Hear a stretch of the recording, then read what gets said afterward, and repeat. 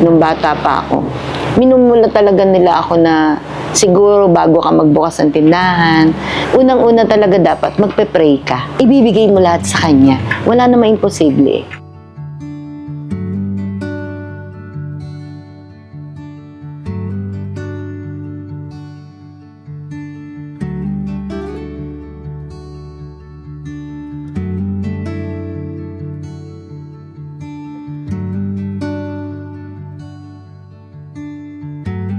Ako po si Tina Cagayat Castro, may-ari po ng Jesus de Nazarenas Handicraft. Ito pong hanap buhay na to, nag-umpisa siya 27 years, 1997.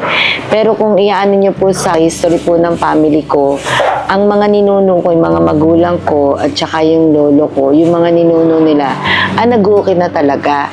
100 years na. Pero yung pag-i-start ng tindahan, 27 years.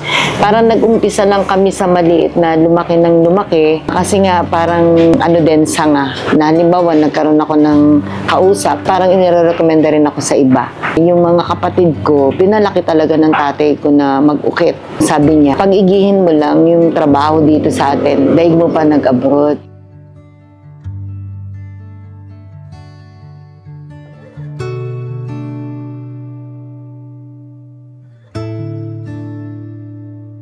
Hindi na naman ako sa mga magulang ko yung marunong kang makipag-usap sa tao, yung maging tapat ka. Sila yung magbibigay sa'yo ng kliyente. Kasi pagka maganda kang kausap, i-refer ka nila na sabihin niya, doon ka magpagawa kasi magandang kausap yun. Kasi hindi naman tayo lahat perfecto. Minsan may mga depekto din, tinatanggap ko lahat yun kung ano yung gusto ng customer. Tapos, ang natutunan ko rin kasi, yun dapat yung halimbawa bilang isang owner ng hanap buhay na to, yung business na to, kailangan maging tapat ka sa tao mo din. Dapat hindi mo ilalagay yung sarili mo na bilang isang manager ka o isang owner ng kumpanya, na dapat kasi maging yung level ka rin sa kanila. Na yung halimbawa, parang ang dating mo, empleyado ka rin. Bilang isang ng may-ari nito, kailangan ka rin yung manggagawa. Tapos sasabihin mo sa kanila na kahit sabihin mong makikiusap ka sa kanila Kailangan laging low profile ka dapat. Yun ang yun ang natutunan ko kasi hindi ka pwedeng hindi ka pa rin pwedeng umangat ka na, dapat nakasayad ka pa rin sa lupa.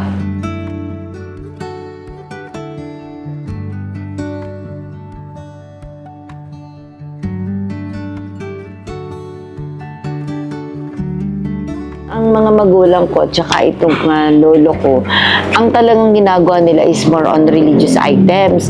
Pero dito sa Paite, meron din mga furnitures, meron mga iba-iba, tapos meron na rin kami ginagawa yung mga fiber. Kami na-adapt din kami ng mga fiber. Depende sa gusto ng client. Katulad nito, marami akong item na, yung mga santo. Tapos pag wala naman ditong available, pwedeng made to order.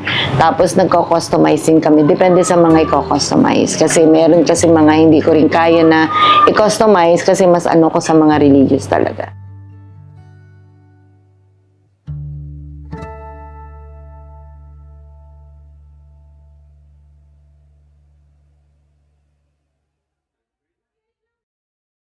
Pwede po kayong mag-visit dito sa J. Rizal Street, Paite, Laguna. Kalapit ng M&W Superstore, kalapit din ng 7-Eleven. Kung gusto niyo pumunta rito, anytime naman po pwede. Bukas po kami ng 8 ng umaga hanggang 6 ng gabi. Cellphone number 0936-33-11709 or visit my page sa Rico Castro Handicrafts.